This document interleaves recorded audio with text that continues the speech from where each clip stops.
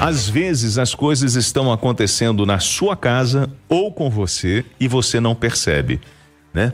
São coisas tão simples, gente, que podem, ou sintomas, né, que você num primeiro momento encara com simplicidade e a coisa pode evoluir para um caso mais grave. Doutora Isabela Marçal Santos, muito boa tarde.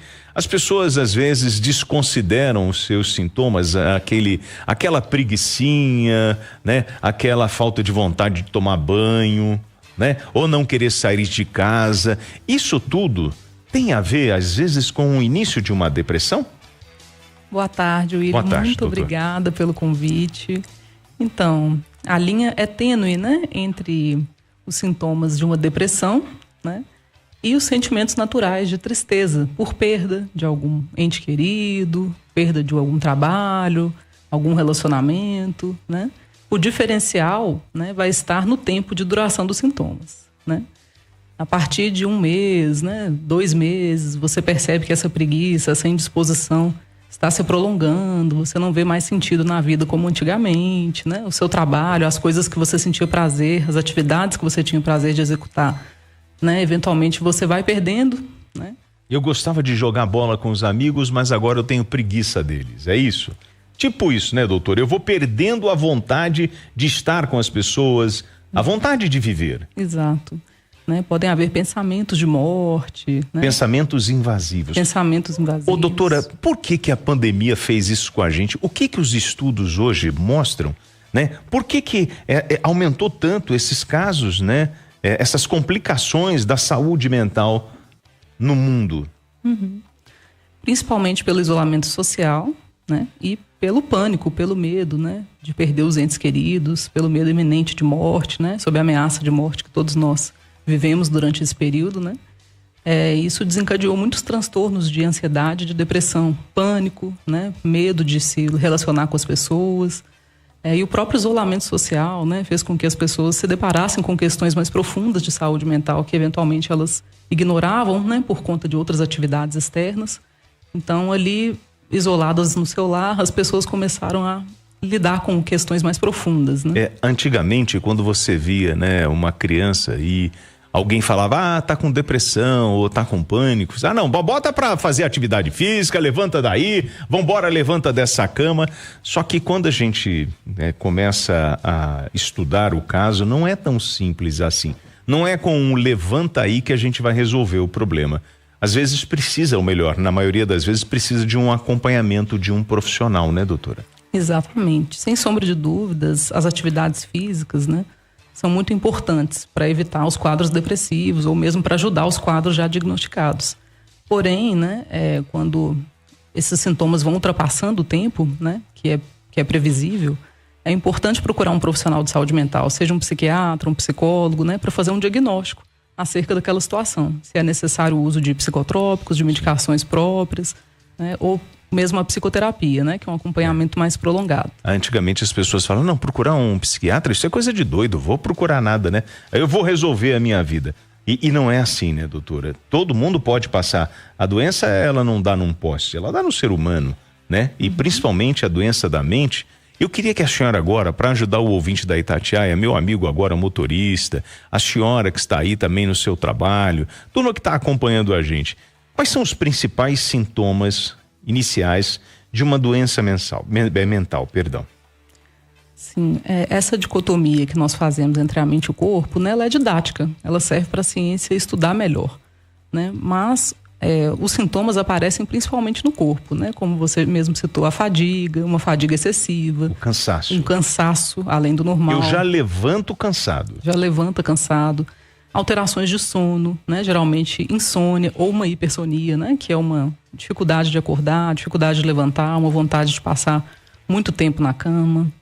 Pensamentos autodepreciativos, ou seja, né, de menos-valia, me sinto pior do que sou, né, do que me achava anteriormente, não valho nada, minha vida não serve. Não vou conseguir as coisas que eu quero. Nada vai dar certo, né, esse pessimismo em excesso. Quando isso está por muito tempo, e como os pais, eles conseguem perceber que seus filhos estão passando por isso, porque às vezes esse sentimento, ele está muito dentro da pessoa, né? Mas como eu descubro que o meu filho está assim? Eu acho que a criança e o adolescente, né, ele principalmente apresenta alterações no rendimento escolar, né, na socialização, no diálogo, nas atividades que ele tinha interesse, né? Muda o humor, doutora? Muda o humor, ou pode ser que ele fique mais irritadiço, principalmente os adolescentes, né? Adolescentes e homens apresentam mais irritabilidade durante o processo depressivo do que mulheres. Durante a pandemia surgiu esse home office, até um ouvinte nosso, o Santo, está perguntando no YouTube, olha, doutora, trabalhar em casa com home office atrapalhou ou atrapalha hoje ainda? Algumas pessoas se adaptam bem à rotina de home office, né? Mas não é uma regra. Muitas pessoas podem se sentir isoladas, sobrecarregadas pelo trabalho doméstico, pelo cuidado com as crianças, né? E por essa divisão entre o trabalho e a casa que se perdeu a partir da pandemia, né? E doutora, por exemplo, como as profissões foram surgindo, a gente tem, por exemplo, né, o meu amigo que trabalha com aplicativo, eu uso muito como exemplo, porque às vezes ele passa 12, 14 horas trabalhando e está sobre uma tensão muito forte o dia inteiro, né? Primeiro com aquela responsabilidade, porque ele não tem um valor fixo, ele precisa produzir para pagar a prestação do carro, para pagar o combustível, para pagar o colégio do colo do filho, ou para pagar o material escolar, para comprar remédio, enfim, é uma sobrecarga em cima desse provedor. Isso também pode despertar nele uma doença mental? Com certeza, né? As doenças mentais, elas não estão isoladas do contexto histórico e social, né? A precarização do trabalho, das relações de trabalho, né? Com certeza faz com que aumente essa pressão, né? Acerca da produtividade, acerca do valor social dos indivíduos, né? Que anteriormente poderia ser mensurado por um cargo que ele ocupasse, sim, pelas relações de trabalho, né? Então, de repente, ele se encontra ali num processo solitário de trabalho, né? Preocupado se vai conseguir dar conta das responsabilidades, né? Isso tem impactos na identidade da pessoa, né? Eu vou contar uma coisa para vocês, gente, para poder finalizar, que uma vez eu estava no hospital, eu tinha toda uma vida estruturada, bom trabalho, bom carro, né, uma situação tranquila, e de repente eu fui parar num hospital. E aí o médico, conversando com o médico depois, a gente num bate-papo, eu falei, doutor, como é que eu evito isso, né? Eu não quero voltar mais para cá.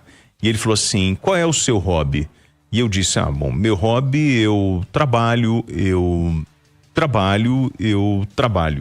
E a minha vida era só trabalhar. E eu não priorizava nada disso. Nada era importante a não ser conseguir dinheiro, trabalhar, lutar para a sobrevivência. E aí o corpo foi fadigando num ponto que eu tive que parar, né? Eu parei. E aí eu comecei a andar de skate, surfar, andar de bicicleta, andar de moto e fiquei doido. Aí minha mãe fala que eu fiquei aquele coroa doidão, sabe? Mas às vezes a gente precisa entender o limite do nosso corpo, porque se a gente ultrapassar esse limite, o corpo para, né, doutora? Exatamente.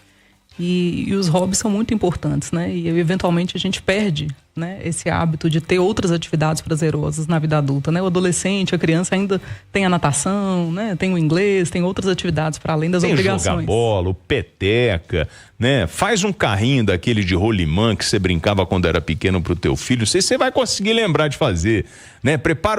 Vai preparar uma pipa. Peixe, sabe fazer pipa, peixe? Então, prepara uma pipa com o teu papagaio. Pipa é no Rio, aqui é papagaio. Cafifa em outros lugares, São Paulo é cafifa, enfim. Então, vai lá. Vamos lá, vamos tentar ajudar essa garotada que está sofrendo, e isso não é coisa, isso não é manha. A gente precisa ajudar quem está enfrentando dificuldade para sair de uma depressão, de um pânico, porque, como a doutora disse, sozinho às vezes a gente não consegue. E se você quiser fazer contato com a doutora, como é que a turma manda pergunta para a senhora? A senhora responde lá no Instagram da senhora? Respondo pelo @Isabela, com S2Ls, Marcal, psicóloga. Então é Isabela com S2Ls, Marcal, psicóloga. Isso. Doutora, muito obrigado pela sua participação aqui, tá bom? Eu que Uma ótima tarde, valeu o bate-papo. Ótima tarde.